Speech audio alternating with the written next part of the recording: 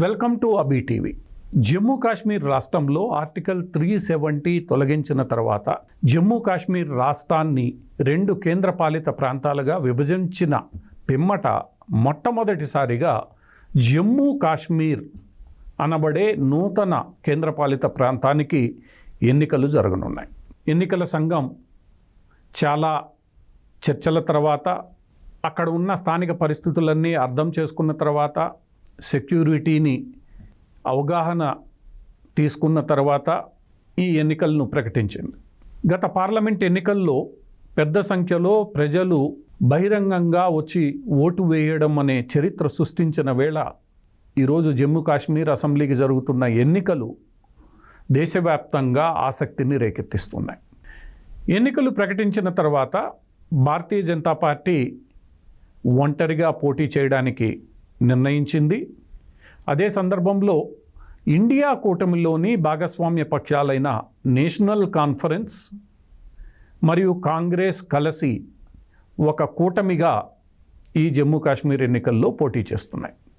ఈ కాంగ్రెస్ నేతృత్వంలో ఉన్న ఇండియా కూటమిలో కమ్యూనిస్ట్ పార్టీలు కూడా జతకట్టాయి. అయితే పీడీపీ మెహబూబా ముఫ్తీ నేతృత్వంలోని పీపుల్స్ డెమోక్రటిక్ పార్టీ స్వతంత్రంగా ఈ ఎన్నికల్లో బరిలోకి దిగింది.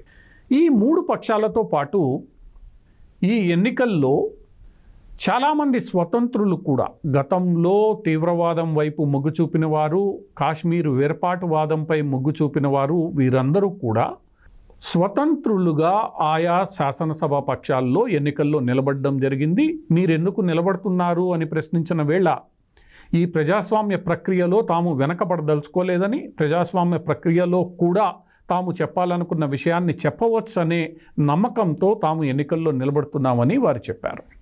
సో ఇలా జమ్మూ కాశ్మీర్ ఎన్నికల్లో 4 ప్రధాన పార్టీలు, జమ్మూ ప్రాంతంలో ప్యాంథర్స్ పార్టీ ఉంది, అది ఒక చిన్న పార్టీ. ఆ ప్యాంథర్స్ పార్టీ కూడా ఎన్నికల్లో పోటీ చేస్తోంది. ఏది ఏమైనప్పటికీ 4 ప్రధాన పక్షాలు ఈరోజు జమ్మూ కాశ్మీర్ ఎన్నికల్లో ఒకదాంతో ఒకటి తలపడబోతున్నాయి.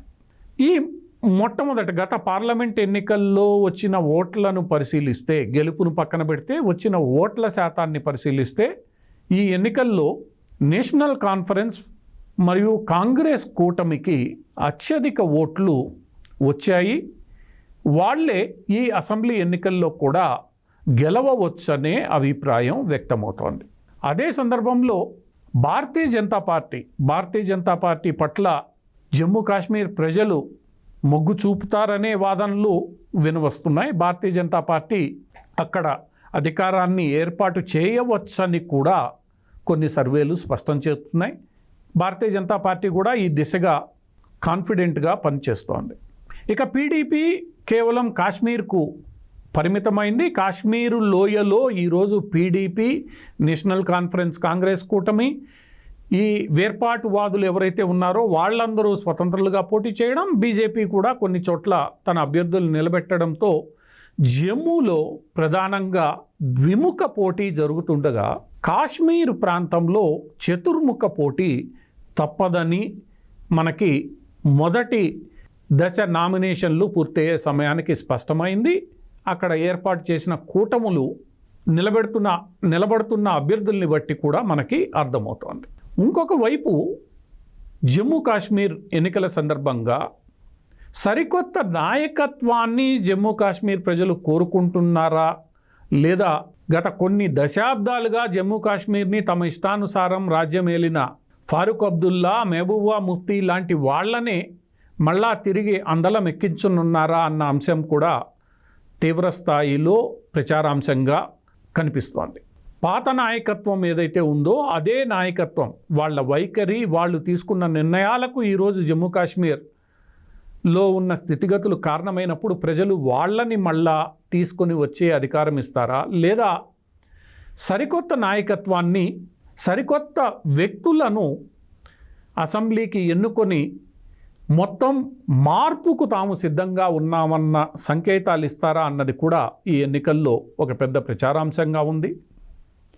ఏది ఏమైనప్పటికీ ఆర్టికల్ 370 తొలగించిన తర్వాత రాష్ట్ర విభజన అయిన తర్వాత కేంద్రపాలిత ప్రాంతంగా ఏర్పడిన తర్వాత జరుగుతున్న ఈ మొట్టమొదటి ఎన్నికలు భారత ప్రభుత్వానికే ఒక పెద్ద సవాల్గా నిలవనున్నాయి. అంతేకాకుండా ప్రజాస్వామ్యవాదులకు కూడా ఇది ఒక అగ్ని పరీక్షే.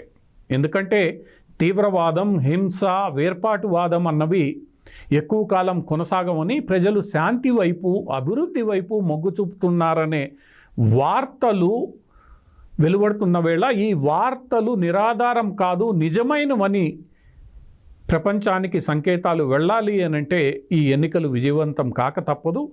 ఈ దిశగా జమ్మూ కాశ్మీర్ ప్రజలు ఆలోచిస్తే భవిష్యత్తులో జమ్మూ కాశ్మీర్లో ఎంతో అభివృద్ధి సాగే అవకాశం ఉంది.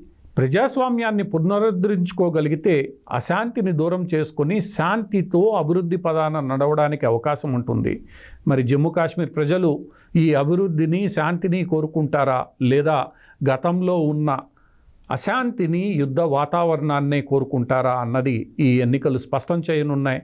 భారత ప్రభుత్వానికి, ఇది ప్రజాస్వామ్యానికి జమ్మూ కాశ్మీర్ ఎన్నికలు ఒక నిర్ణయాత్మక తీర్పును ఖచ్చితంగా వెలువరించడంలో సందేహం లేదు.